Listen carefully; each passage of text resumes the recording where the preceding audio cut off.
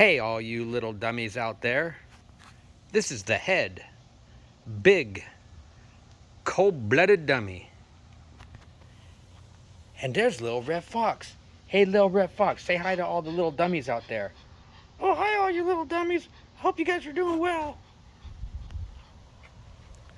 Okay, guys, what we're doing here today is we are installing the Galfer wave rotors. So we are going to do the rears only today because we're still waiting on one other of the fronts to come in. But we got the rear here, and we took the brake system apart. We're going to take it out and we're going to throw it in our vibration ultrasonic cleaner, and we're going to disassemble as much as we can and clean it real good. Okay, so this rear brake rotor,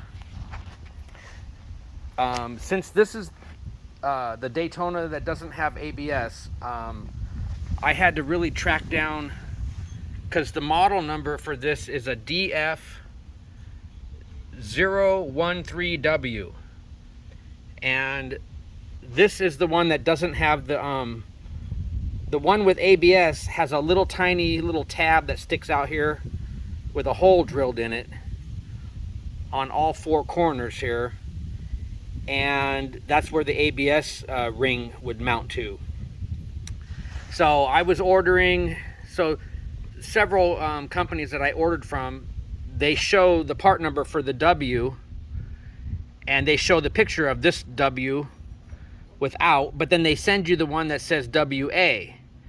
Well, the reason is because the W model is discontinued from Galfer, from the manufacturer.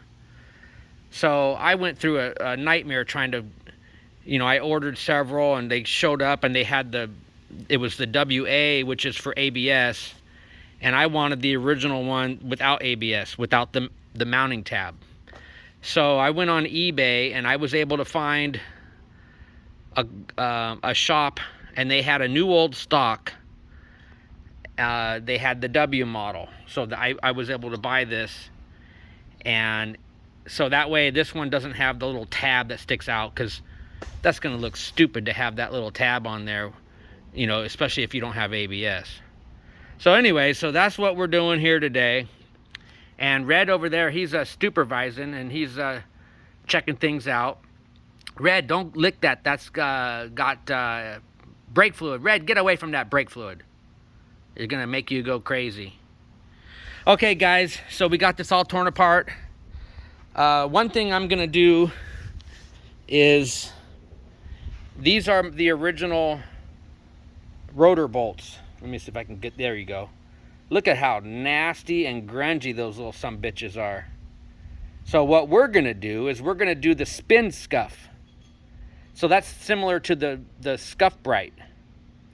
So what we're going to do is we're going to do the spin bright. And you put it in your drill, and then you hold the Scotch Brite on there with some buffing compound, and boy, it really brings those bolts back to life. So that's what it's going to look like, guys, with the new spin bright. So all right, we'll check back in with you guys in a little bit once we get things a little further along. Okay, Red, we're going to do an update here shortly, right? Right, Red? Yeah, Daddy, you're going to do a big old damn update, dummy.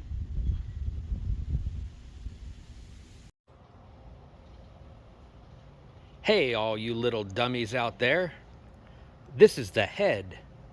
Big, cold-blooded dummy. And there's little Red Fox. Hey, little Red Fox. How you doing today? Oh, yeah, Daddy, I'm doing pretty good today. I wish you'd hurry up and get this project done. All right, guys. What we're doing here today is we are going to finish the rear Galfer wave rotor installation. But first,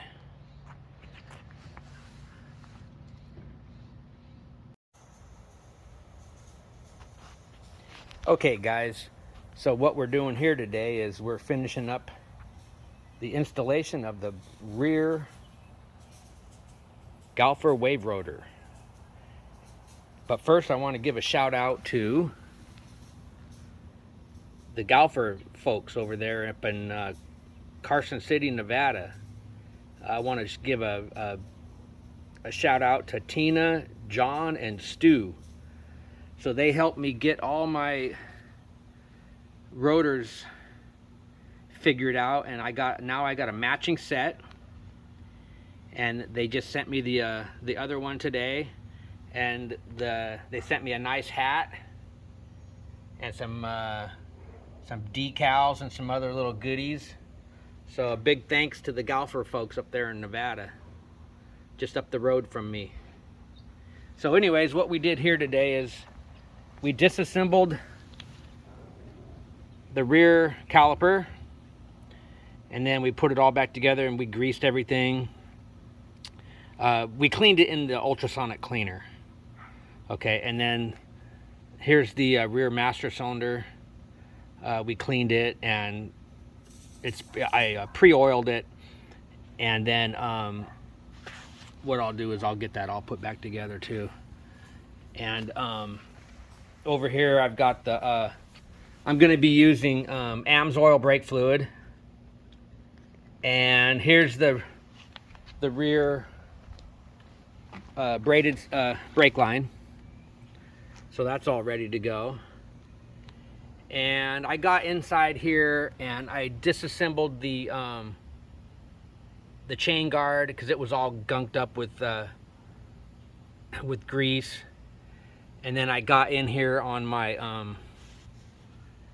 on the rear swing arm, and I took all this apart and I stuck it in my ultrasonic cleaner, and I cleaned everything real good, and I wiped all this down. These were discolored in here, so I hit that with the some buffing compound and my my green Scotch Brite, and I got that all cleaned up and shined up. And the rear wheel is all clean, and there's the brake rotor already installed. So we'll catch up with you guys in a little bit once we get everything kind of put back together here. All right, we'll see you in a little bit. Huh, Brad? We're gonna do another update here in a little bit. Yeah, Daddy, you better do an update here quick. All right, see you guys. Hey, all you little dummies out there. This is the head, big, cold-blooded dummy. All right, guys, quick update. We're still working on the rear brake system. So the rear caliper, I had taken it all apart and cleaned it in my ultrasonic cleaner. Well, the rubber sleeves that go inside, the plungers, they're bad. So I have a set on order, so I can't do anything to the rear and bleed it until I get those new rubber parts for the internally inside the master cylinder. But we have a couple other things that we're working on today. So I got these from Amazon. So we're going to put just little splashes of red around the bike. So we got some new bobbin pins, and then what I'll do is I'll use these bobbin pins, and I'll put those on my street cup, because that's the only bike that's missing bobbin pins. And then let's see, what else did we do? Okay, we got a carbon fiber tank protector, so that's pretty slick, and it's actually real carbon fiber. There's a company down in Arizona that makes those. I forgot what the name is of the company, but they make a bunch of parts for all kinds of bikes. Like they make a carbon fiber tire hugger. They make a carbon fiber intake air duct. So if anybody out there wants to take out the flapper valve and stuff that's up inside here, and then just get a sleek plain intake ducting, they can get a carbon fiber one, and I'm thinking about doing that. They also make carbon fiber for the panel here. They make other items for the for this model. But anyways, what we're doing here today is dun dun dun dun. We got some new anodized red CNC brake levers. And these are the Amazon. No, I got these ones on eBay. I'm sorry. They are Chinese, but they are excellent quality. And I like these because they have the serrations that they're ball milled on the CNC process, and it gives you a little bit extra grip on there. And I've been using them on my I have them on my Moto Guzzi's and my Royal Enfields, and I really like them, and I think the red really looks good. And then let's see, what else are we gonna do? We got all the parts to do the front brake, so I might try to tackle that tonight. And then let's see, what else were we gonna do? Oh, okay, so the brake lever is real easy to install. You just take off the nut on the bottom and then the screw on the top. Just take everything out and wipe everything down real good inside that little cavity. And then this is what I use. It's a multi-purpose spray lube. Okay. And this is actually made for garage door, tracks and rollers and stuff. But you spray it on, and it sprays on like an oil, but then it creates like a grease. It kind of sets up so it's not runny or anything. So this is really good stuff. You have to shake it up. So what I do is I just I cleaned everything inside here real good after I took the old one out, and I just sprayed a little bit on the top and the bottom, and then so when the bolt goes down through, and then I sprayed a little tiny bit in here where this goes in and out, where the little plunger for the master cylinder goes in and out, just a tiny bit inside there. And you don't want that grease to be all splattered, and you just need a little bit, guys. You don't need to make a mess. But what I was going to show you is to do the clutch lever. The easiest way to do it without having to unscrew the adjuster ring on the actual the mount. You don't have to undo any of this. Okay, so what I do is I use a block of wood, okay, and you're gonna need to get something that's the correct width and the dimensions.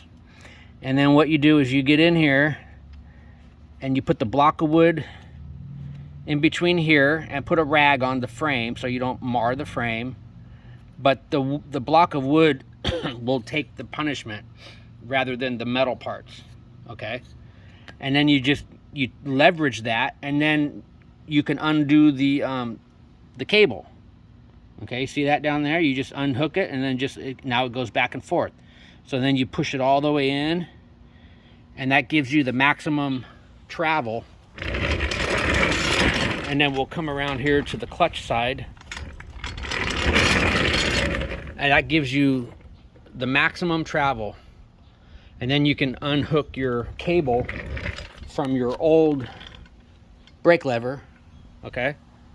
And then I guess these are the Triumph branded brake and clutch levers, but I wanted to go with the red. So here's the other red for the other side. So I'll get this one installed and do the same thing on the clutch side. You get up inside there with a paper towel and just wipe. And mine wasn't super dirty or anything, but you still want to wipe it out. And then that little brass nipple right there, that is for the you push that in. That's the action.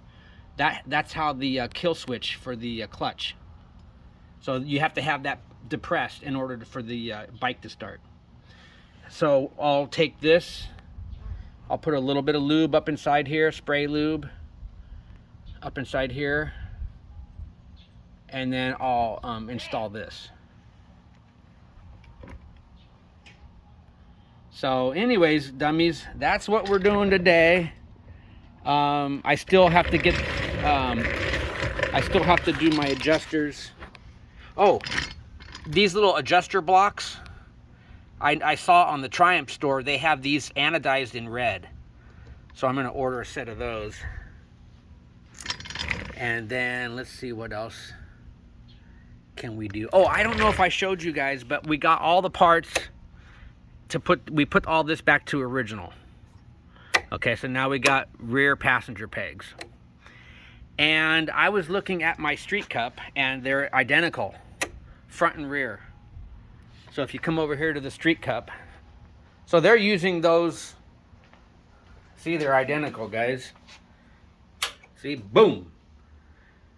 So they've been using this particular style for years now, which, hey, if it ain't broke, don't fix it. And, you know, they're comfortable as hell anyways. So that's why I was able to order a set of those, and all the parts and everything. I mean, it's kind of pricey. All the parts for the, I had the pin and I had the circlip here, but I didn't have any of the detent and the ball bearing and the spring, and so that everything came to like $100. So we got that back together. I've been looking at a quick shifter. So the original one from Triumph is the one I want to get, and it takes the place of this rod here. And then there's a wire that goes up, and what it does is it senses when you put your foot down on here to shift, it senses that movement, and it goes up to the engine computer, and it interrupts the coils for just like, I don't know, like 40 milliseconds. I mean, it's not much. It just boom, and then it cuts the power to the coils for just a just a millisecond, couple milliseconds. And then what that does is that allows the clutch to slacken. Okay, so there's just a tiny amount of slack in the clutch, and that allows you to bang through the gears. So that's how that works, guys. Anyways, so we are gonna check back in a little bit, and we'll talk to you guys later. All right, Big Dummy checking out for a little bit. Okay, bye.